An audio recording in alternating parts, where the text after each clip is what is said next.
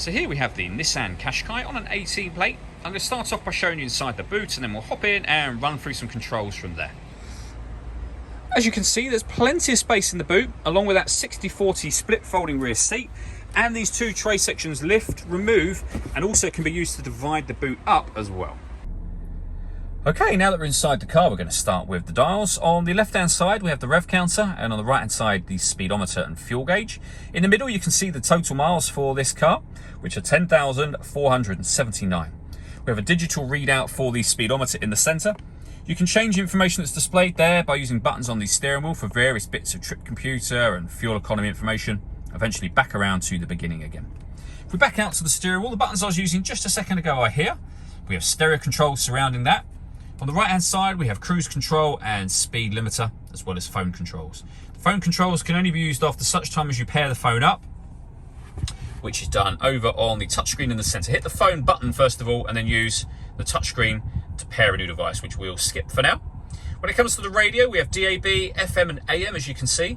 You can listen to your own music via the CD player, auxiliary input. This car's also got USB input, and once you pair up your phone, you'll also be able to stream your music wirelessly via Bluetooth audio as well. If I pop the car into reverse, you'll see we have a reversing camera and a 360 bird's eye view image of the car there as well.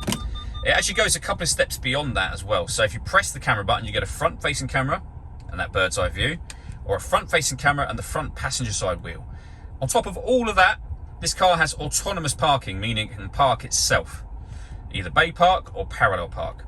We've done a couple of videos showing how this works. You can find on our website and on our YouTube channel. Similarly, you can find videos about the satellite navigation on there as well. Working our way down from that, we have dual zone climate control. So you can adjust the passenger and driver temperature independently of one another. You can increase and decrease the fan speed. You can determine what direction you'd like the air to be distributed in. When you're happy with those settings, this button turns your air conditioning off, back on again, or hit auto and the car will do all of the work for you to maintain those temperatures. You can override that whenever you wish to. We then have the gear lever for the fully automatic gearbox just here. The last thing I wanted to mention is the panoramic glass roof for this car. There's a button up here, give that a push and it will open all the way to the back of the rear seats. And as you'll see, that lets in a huge amount of extra light.